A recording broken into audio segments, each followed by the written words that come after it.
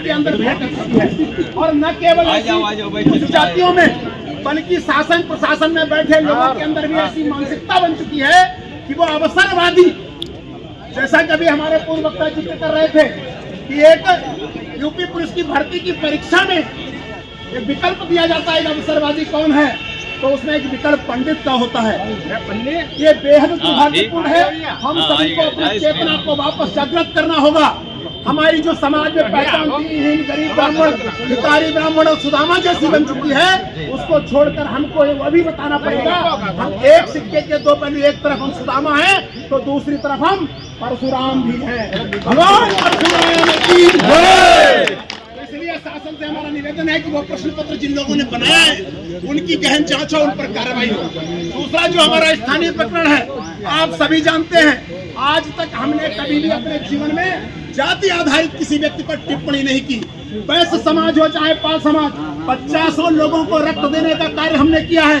उनकी बहन बेटी लव जिहाद का शिकार हुई, उसकी लड़ाई रात को 12 बजे लड़ने का कार्य हमने किया है। कभी भी हमने जातिगत दृष्टिकोण से देखा ही नहीं। सनातन के सभी जातियों को हमने अपने भाइयों की दृष्टि से देखा है। लेकिन आज हमारे समाज को गाली दी जाएगी, हमारे पिता को अपमानित किया जाएगा, यूजीसी जैसे कानूनों का सहारा लेकर हमारे वर्ग को अपमानित किया जाएगा, तो हमारी धमनियों में पानी नहीं है, रक्त है। जहाँ तक बात है वायरल वीडियो की, वायरल वीडियो हो सकता है कानूनी दृष्टि से गलत हो, लेकिन मैं डंके की अपराध भी 1000 बार करेंगे। जो कानूनी सजा बनती है, मुकदमा होता है, धाराएं होती है, उनका मुकदमा दर्ज हो, मैं सहर्ष स्वीकार करता हूं। उनमें जो सजा होगी उसको सर झुका करके स्वीकार करूंगा। फांसी बनती है तो फांसी के फंदे पर भी चढ़ने के लिए तैयार हूं। प्रशासनिक अधिकारियों पर राजनीतिक जातिगत रोटियां सेकने के लिए अनैतिक रूप से दबाव बनाकर इसमें नाम बढ़ाए जाएं, इसमें धाराएं बढ़ाई जाएं, इसमें तमंचे का प्रयोग हुआ है, इस प्रकार की बातें करना मुझे लगता है समाज में ब्राह्मणता घोलने जैसा है, जिसका हम सभी लोग विरोध करते हैं। और हमारी मांग भी केवल इतनी है कि जो निष्पक्ष कार्रवाई है वो हम पर होने दीजिए। मैं ये नहीं कह रहा हूं कि मैंने अपराध नहीं किया, लेकिन अपराध हमने अपने धर्म के लिए, अपनी जाति के लिए, लेकिन प्रशासन पर दबाव बनाकर अनैतिक कार्रवाई करने का प्रयास ना किया जाए। हम लोग केवल इतना ही मांग करते हैं। शेष मैं पुनः एक बार अपने उन बुजुर्गों का, अपने बड़ों भाइयों का, विशेष रूप से ब्राह्मण संगठनों से जुड़े हुए लोगों का आभार प्रकट करता हूं कि मुझ जैसा व्यक्ति जो अपने को कभी ब्राह्मण कहता तक नहीं है, उसके साथ आप सभी लोग खड़े हैं।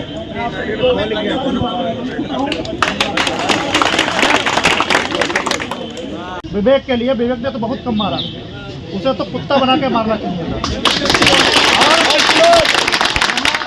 सामने खड़े होकर कह रहे हैं, जो लोग अपनी राजनीतिक रोटियां सेक रहे हैं, अगर वो लोग सुधर जाए, ऐसे लोगों का तो सामाजिक और व्यापारिक, आर्थिक हर तरीके से बहिष्कार हम लोगों को करना चाहिए। हमारे परिवार और सम्मान के खिलाफ जाएंगे तो हम लोगों को इनके व्यापारिक प्रतिष्ठानों पर जाना बंद करना चाहिए। जब तक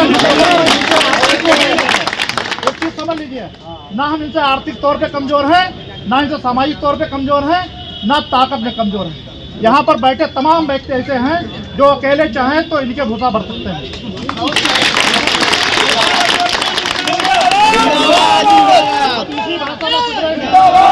अब आप लोगों के अब पुलिस प्रशासन को भी चेतावनी देते हैं, क्योंकि अधिवक्ता हम भी हैं, एक मामले में एक FIR हो सकती है, दोबारा आप अगर कानूनी लड़ाई लड़ते हैं तो हमारे खिलाफ मुकदमा हो चुका है, हमारा चालान हो चुका है। हम लोग आगे लड़ाई नहीं चाहते, इस बात को खत्म करते हैं। अगर आप टूल देना चाहते हैं तो भैया हर तरीके से तैयार है, जैसे चाहें बुला लो। अब विवेक को छोड़ो तो नायल से ये लोग बाद में आएंगे, अब वहाँ से आके राई चौक पे ऐसे अकेले खड़े हो जाते हैं। लेकिन ये जो सामाजिक जर्नलिस्ट जो बोल रहे हैं, ये लोग सावधान हो जाएं। अब आप कम से 1 साल तक उन सबके फोटो देख लीजिए जो कोई ज्ञापन देने गए थे। कम से कम 1 साल तक हम लोग अगर उनके प्रतिष्ठान पे जाना बंद कर दें तो हो सकता है अगले साल वो तुम्हारे घर पे खुद आके विनम्र निवेदन करे कि भैया कोई गलती हुई हो क्षमा कर दो, दोबारा ऐसा नहीं होगा। और हम लोग इस बात का समर्थन नहीं करते हैं कि हम लोग कोई गलत काम करें, लेकिन अगर हमारे परिवार पे आएगी, अगर सक्षम है तो अपना सजा देंगे, और नहीं सक्षम हो गया तो थाने के बाहर बैठ के सजा दिलवाएंगे। इसे सबके साथ मैं अपनी बात को समझ सकता हूँ।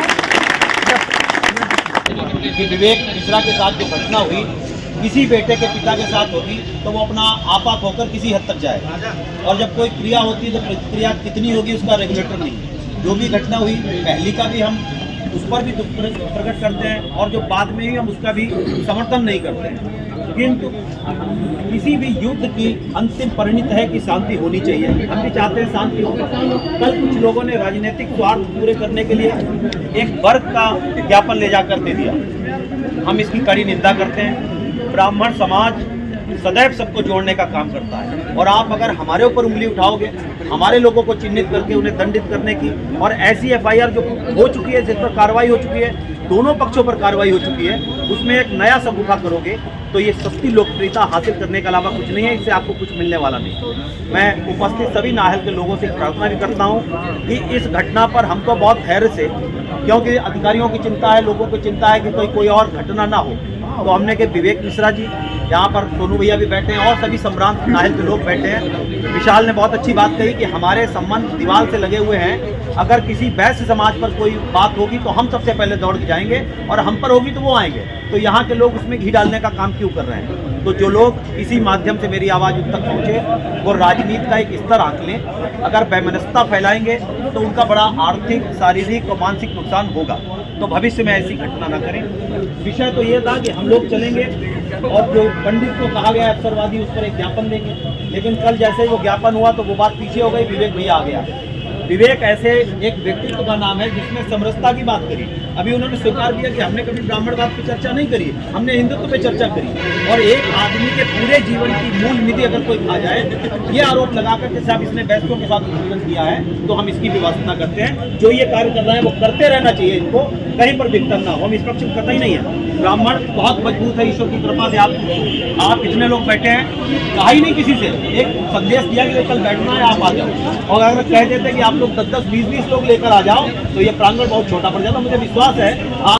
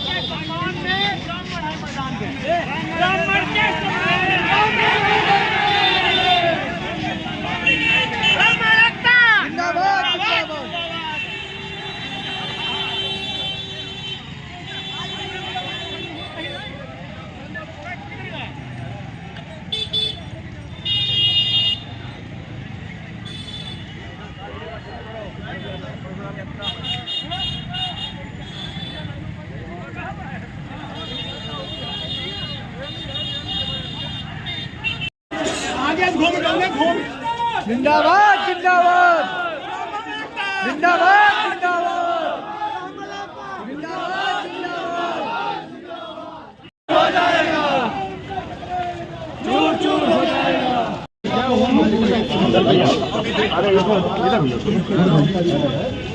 आपको ज्ञापन करना चाहता हूँ कि 14-15 मार्च 2023 यूपी पुलिस दरोगा भत्ता के खिलाफ में अवसरवादी शब्द के विकल्प में पंडित शब्द का उपयोग करने पर ब्राह्मण समाज की भावनाएं या कुछ विकृत मानसिकता को प्रदर्शित करता है तथा जानबूझकर किया गया निंदनीय कृत्य है एवं ब्राह्मण समाज की गरिमा के विपरीत एक जाति टिप्पणी है जिसकी ब्राह्मण समाज कड़ी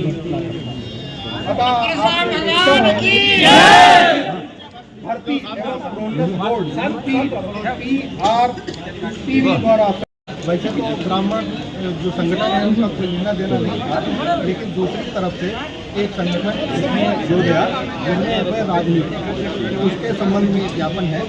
सेवा में श्रीमान पुलिस अधिकारी महोदय कोवाया महोदय विदित है कि नाहिल का वायरल वीडियो प्रकरण में ब्राह्मण समाज के 4 लोगों पर मुकदमा पंजीकृत होकर प्रशासन द्वारा नियमानुसार विधिक कार्रवाई की जा चुकी है।